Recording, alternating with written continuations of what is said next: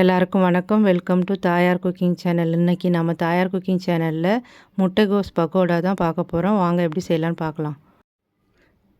நான் 1/4 கிலோ கோஸ் எடுத்து இந்த மாதிரி கட் பண்ணி வச்சுருக்கேன். இது தண்ணியில் அலசிட்டு தண்ணி இல்லாமல் வடிகட்டி எடுத்து வச்சுருக்கேன்.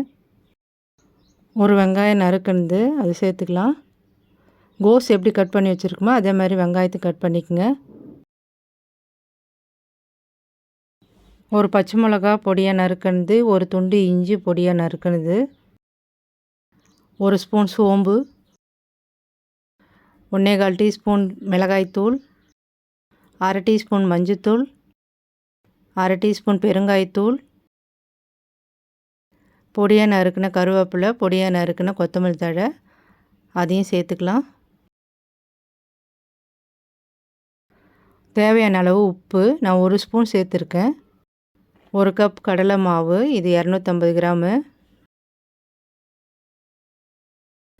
2 டேபிள் ஸ்பூன் அரிசி மாவு,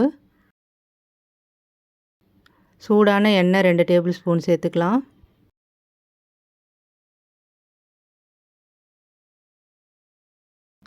நான் இப்போ இதை வேறு பாத்திரத்துக்கு மாற்றிக்கிறேன். இது பாத்திரம் சின்னதாக இருக்கிறதுனால பிசைய முடியாது.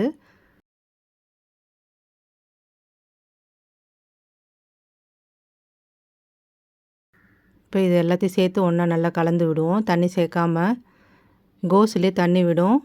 நல்லா கலந்ததுக்கப்புறம் தண்ணி வேணும்னா சேர்த்துக்கலாம். மாவு கொஞ்சம் ட்ரையாக இருக்குது. இப்போ கொஞ்சமாக தண்ணி தெளித்து பிசைஞ்சிக்கலாம்.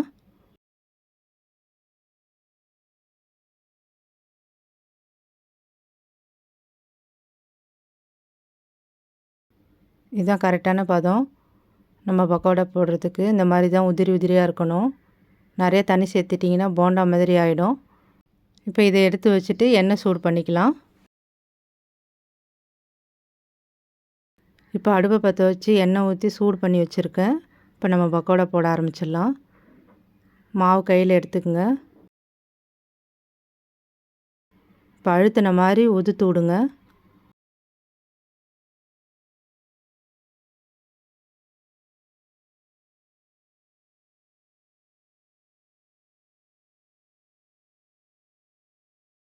போட்ட உடனே திருப்பக்கூடாது. ஒரு நிமிஷம் வேகட்டும் அப்படியே.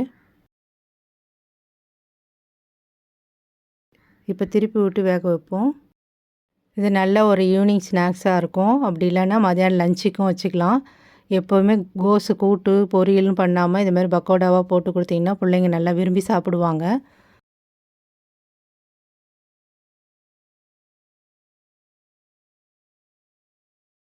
நல்லா வெந்துடுச்சு. இப்போ எண்ணெயிலேருந்து நம்ம பக்கோடாவை எடுத்துக்கலாம். அடுப்பு ஸ்லோ பண்ணிவிடுங்க. இந்த ரெசிபி பிடிச்சிருந்தால் லைக் பண்ணுங்கள், ஷேர் பண்ணுங்கள், கமெண்ட் பண்ணுங்கள். தாயார் குக்கிங் சேனலுக்கு சப்ஸ்கிரைப் பண்ணுங்கள். வீடியோ பார்த்ததுக்கு நன்றி.